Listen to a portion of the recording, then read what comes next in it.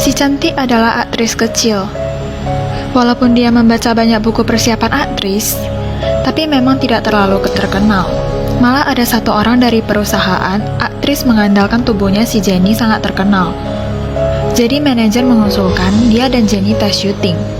Dengan kata lain menyuruh si cantik mengandalkan Jenny untuk terkenal. Pastinya Jenny akan mengetes pemeran utama, dan si cantik hanya pemeran tambahan.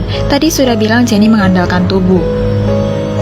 Jadi untuk acting tidak usah pikir lagi. Paling malu adalah bahkan kalimatnya dia tidak hafal, mengakibatkan dua orang itu gagal. Tapi malamnya si cantik malah mendapatkan telepon dari syuting tadi walaupun pemeran sampingan, tapi dia juga senang. Sedangkan Jenny berhasil menjadi pemeran utama. Kok bisa? Sepertinya orang di belakang Jenny tidak sederhana. Setelahnya, dua orang itu mulai latihan di panggung khusus menaruh boneka yang sangat realistis sebagai alat peraga. Acting mengapa harus pakai boneka, dan juga boneka yang sangat realistis. Ini sebenarnya mau rekam apa? Jenny lagi-lagi lupa kalimatnya, dan si cantik di sini dengan baik memperingatinya. Tidak sangka Jenny bukan hanya tidak terima kasih, malah di bawah panggung menghina si cantik, menyuruh dia menjahit baju koyak dia menjadi bagus. Penampilan frustasi seharusnya begitu. Sendiri tidak hafal kalimat, malah memarahi orang. Lalu si cantik mencari pegawai backstage, si rambut pendek, lalu memberikan baju tadi ke rambut pendek ini. Ternyata si cantik pintar juga.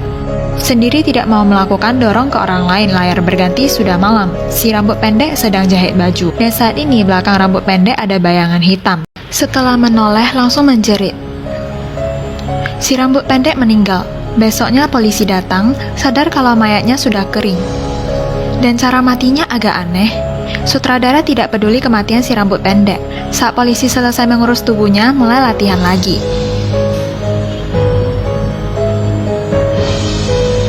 Jenny yang lagi latihan melihat mata boneka itu bergerak. Jenny yang terkejut langsung ke backstage. Lalu bayangan hitam aneh muncul lagi. Jenny menoleh dan melihat boneka itu ada di depannya. Jenny yang terkejut langsung lari ke atap. Dan boneka ini tidak berkata apapun. Tidak sengaja Jenny jatuh dari atap. Mengapa mereka takut pada boneka? Saat ini, kebetulan lewat sadar Jenny yang jatuh, lalu mendongak melihat boneka di atap. Malamnya si cantik ke backstage melihat boneka, tapi mata boneka tiba-tiba memerah mengendalikan si cantik. Untungnya pegawai backstage datang tepat waktu membangunkan si cantik. Si cantik juga menemukan boneka sengaja, jadi bersiap berkata ke sutradara untuk berhenti latihan. Tapi belum mengatakannya, sutradara duluan berkata ada pemikiran dia menggantikan Jenny. Si cantik susah payah dapat posisi, tidak boleh melewatkannya, jadi tidak berencana mengatakannya. Saat ini si cantik sedang latihan, melihat mata boneka bergerak sebentar, tapi si cantik tidak takut. Dia langsung memotong kepala boneka itu. Oke, boneka juga kena pemenggalan. Latihan harus diberhentikan. Malamnya si cantik di backstage, muka boneka tiba-tiba ada darah. Lalu tubuh di samping bergerak ke arah si cantik. Si cantik yang panik lari keluar dan beritahu orang lain, tapi saat semua ke backstage, malah tidak menemukan kelainan. Si cantik melihat semua tidak percaya, dengan gila mau menghancurkan boneka itu, dan ditahan oleh orang lain. Si cantik gara-gara ini dikeluarkan dari tempat syuting. Sekarang tidak ada pekerjaan. Si cantik yang sedih memutuskan cari tahu penyebabnya. Melalui pengecekan, si cantik menemukan boneka dibuat oleh guru terkenal, dan pembuat boneka ini merindukan putrinya yang meninggal baru membuatnya. Tapi tidak disangka arwah putrinya lengket di boneka, dan melalui boneka itu mencelakai dua orang adik. Hantu ini benar-benar balas dendam, sampai membalas dendam ke saudaranya sendiri. Lalu si cantik ke tempat syuting ingati semua orang, tapi tidak ada yang percaya.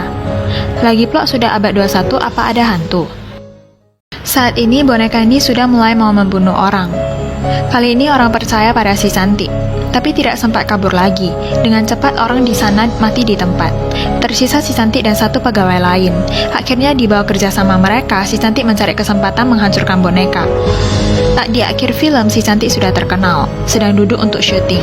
Tapi kepala boneka itu dibawa oleh arus sungai ke belakang si cantik. Lalu si cantik dikendalikan lagi oleh mata merah itu. Film berakhir. Setelah melihat film ini, merasa lain kali kalau beli boneka harus lebih hati-hati. Kalau tidak, nyawa juga bisa melayang.